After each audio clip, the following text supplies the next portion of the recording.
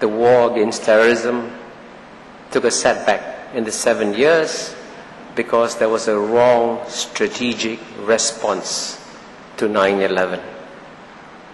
And so if you look at what happened in Mumbai and the attacks that were carried out, clearly one of their goals was to kill people, and they succeeded. And we should all condemn it. But I think when you look at how intelligently it was done, they also had a larger strategic objective. And the larger strategic objective was to try and create a conflict within India and Pakistan. Because if you create a conflict within India and Pakistan, you create so much freedom of space and political maneuver for those forces in Afghanistan and northwest Pakistan. So the question is, do we want them to succeed in their geostrategic objectives, or do we want to say that perhaps we can be smarter than them and deny them their geostrategic objectives? And that's why I say, when you think about the possibility of war, think very carefully about whose geostrategic objectives are being accomplished in any such war. That's one scenario. The second scenario is that we return not to the 19th century, but the 20th century. And in the 20th century, as you know, after World War II, there was a major Cold War. And how did the Cold War function?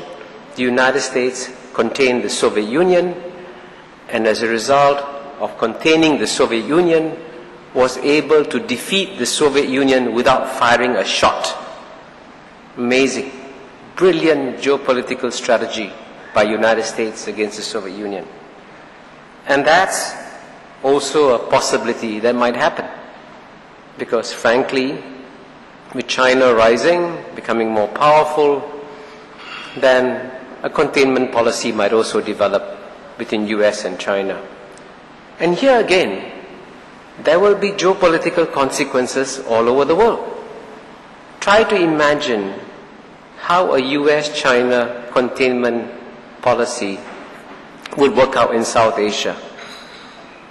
How would India, Pakistan and its neighbors be pulled in such a geopolitical contest? That too can happen.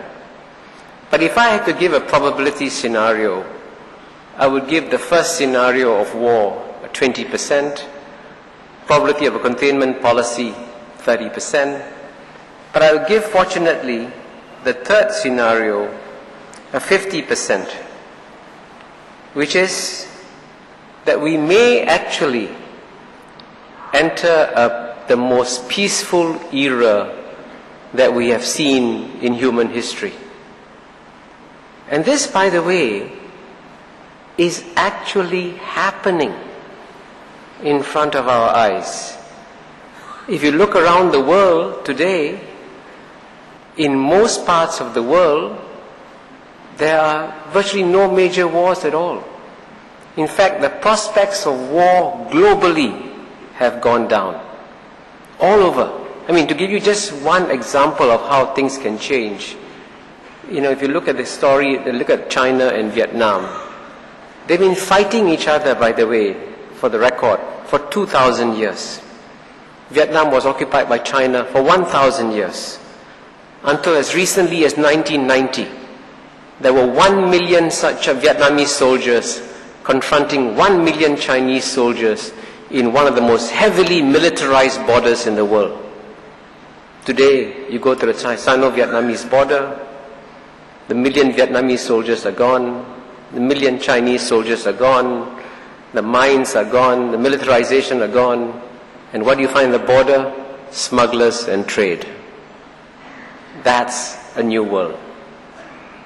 And that's a new world that we can create if we continue to focus on modernization and growth, because with modernization and growth, or we create middle-class societies that can then become responsible stakeholders in a global order. But to achieve that, by the way, there will be challenges. And so let me conclude now by suggesting 3 key challenges, geopolitical challenges that I think we have to tackle if you really want to achieve, in a sense, an era of peace and stability. And the first key challenge we have to address is what I call the challenge of global leadership. And here the world has changed so fundamentally, as we all know. And the way I describe how the world has changed is that I say that in the previous era, when you lived in different countries, you live in different boats. After globalization, we no longer live on separate boats. We all live on in the same boat. We have 6.5 billion people living on the same boat. But each one of us, each country, is taking care of its cabin. And nobody is taking care of the boat as a whole. And that's why we have this. Thank you. Like the speaker yesterday, I'll say, I welcome any applause you want to give me.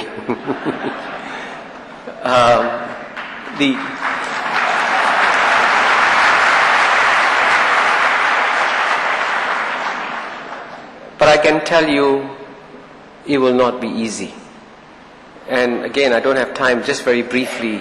Essentially today, global leadership lies in the hands of the developed countries, the United States and European Union, which dominate all the global institutions, and they will have to learn to share power.